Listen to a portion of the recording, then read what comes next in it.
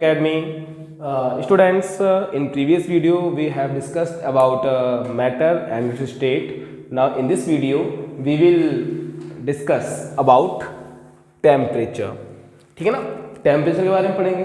तो sir ji first of all what is temperature? तो temperature is the degree of hotness और coldness, यानी कि गर्मी और सर्दी. इन गर्मी और सर्दी की जो डिग्री आती है ना, जैसे बोलते हैं ना 0 डिग्री सेल्सियस, 1 डिग्री सेल्सियस, है ना, 0 फ़ारेनहाइट में भी बोला जाता है, केल्विन में. यानी कि कुल मिला के जो हॉटनेस और कोल्डनेस की डिग्री है, इसको मेजरमेंट करने के लिए, वैल्यू दिखाने के लिए जो डिग्री आती है, उस डिग्री को हम बोलते हैं टेम्परेचर. ठीक है ना. तो डिग्री ऑफ हॉटनेस और कोल्डनेस इज कॉल्ड टेम्परेचर.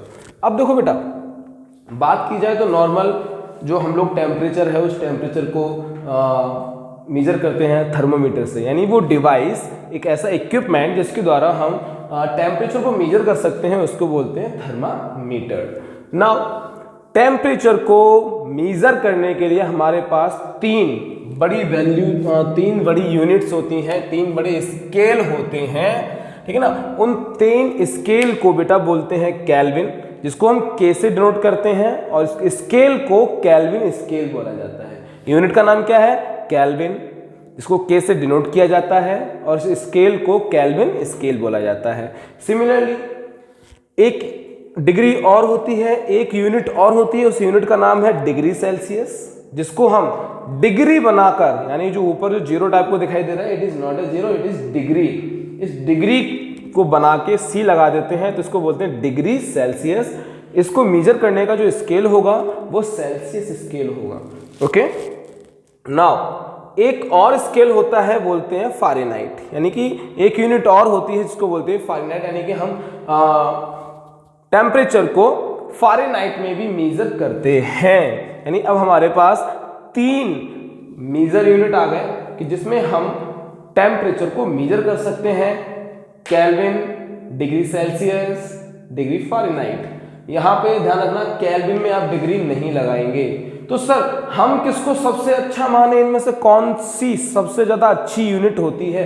तो यूनिट तो तीनों ही अच्छी हैं, लेकिन जो स्टैंडर्ड यूनिट है, जो all over the world same रहती है, कभी चेंज नहीं होती, वो है आपकी केल्विन. केल्विन इज द ऐसा यूनिट ऑफ टेम्परेचर. यानी टेम्परेचर को मेजर करने के लिए जो ऐसा यूनिट का यूज किया जाता है, साइंटिस्ट जिसका यूज करते हैं ऑल ओवर द वर्ल्ड में, वो आपकी केल्विन होती है. कौन सी यूनिट होती है?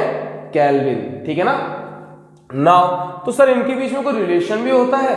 केल्विन के बीच में, फ़ारेनहाइट के बीच में, है ना, डिग्री के बीच में, इनके डिग्री सेल्सियस के बीच में कोई रिलेशन है? श्योर रिलेशन होगा, क्योंकि सारी की सारी यूनिट्स एक दूसरे में इंटर कन्वर्जेबल होती हैं. यानी कि आप तीनों को एक दूसरे में चेंज कर सकते हो. Sir how? तो देख, सबसे पहले हम लोग रिलेशन देखते हैं डिग्री सेल्सियस में और केल्विन में. तो बेसिकली जो इक्वेशन निकाले जाते हैं, उस इक्वेशन के थ्रू जब हम लोग मेजर करते हैं, तो 0 डिग्री सेल्सियस हमेशा आपका इक्वल होता है 27.3 केल्विन के.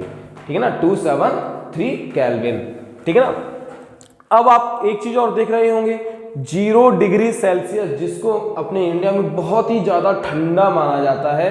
ऐसा माना जाता है कि एट दिस टेम्परेचर वाटर, क्या जो वाटर है वो इजीली फ्रीज हो जाता है, यानी जम जाता है. तो सोचो हम लोगों को क्या होगा. ठीक है ना.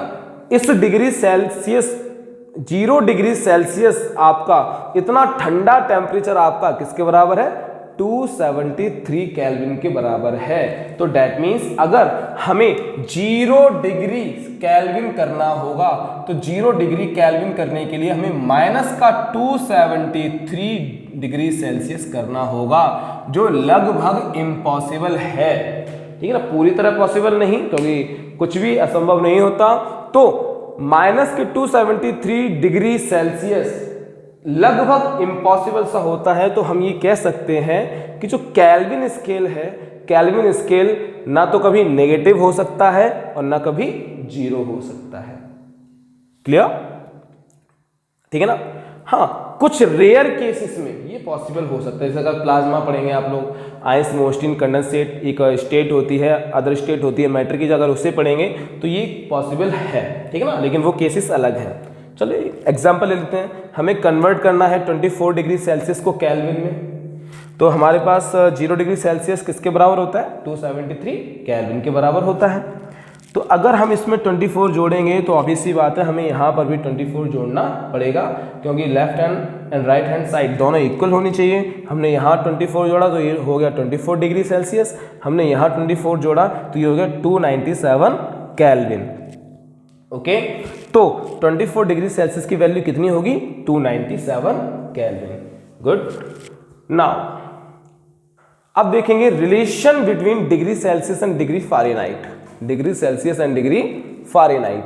तो देखो इनका रिलेशन कहता है कि डिग्री फ़ारेनहाइट को अगर आप डिग्री सेल्सियस को डिग्री फ़ारेनहाइट में चेंज करना चाहते हो तो आपको इस फॉर्मूले का यूज करना होगा 9/5 multiply by degree Celsius plus 32, ठीक है ना। डिग्री फ़ारेनहाइट को चेंज करना है, डिग्री फ़ारेनहाइट में चेंज करना है तो 9/5 multiply by degree Celsius plus 32।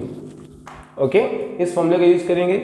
और यहीं अगर आपको डिग्री सेल्सियस को चेंज करना हो फ़ारेनहाइट में या फ़ारेनहाइट को चेंज करना हो डिग्री सेल्सियस में, तब हम क्या करेंगे, तो हो जाएगा degree Celsius is equal to the 5/9।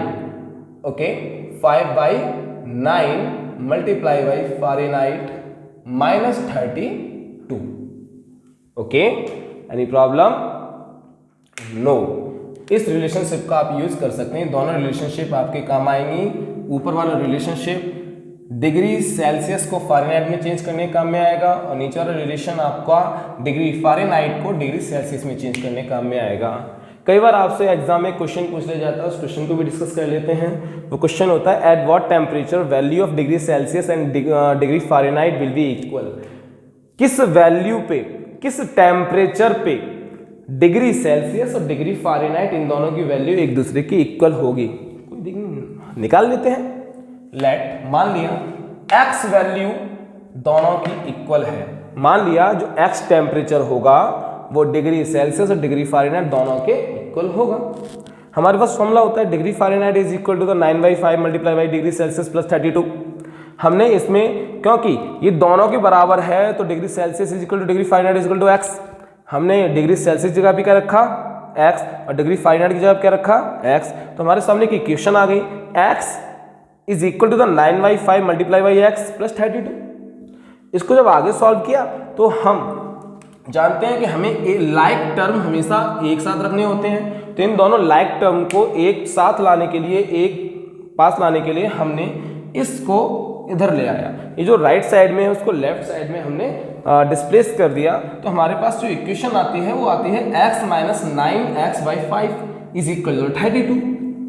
हमने क्या किया, इसके नीचे माना 1 और इनका ले लिया एलसीएम, एलसीएम आ गया 5 और 5 5 5 5x minus 9x is equal to the 32। Now आगे सॉल्व किया तो माइनस के 9x में से हमने प्लस का 5x घटाया तो हमारे पास वैल्यू आती है माइनस के 4x/5 which is equal to the 32। अब हमने इसके नीचे 1 माना, इसको क्रॉस मल्टीप्लाई किया, वैल्यू आ गई माइनस के 4x is equal to the 32 multiply by 5। आगे सॉल्व किया तो हमारे पास वैल्यू आ गई 32 multiply by 5 and divided by minus के 4 से काटा 8 टाइम चला जाता है तो x is equal to minus के 40।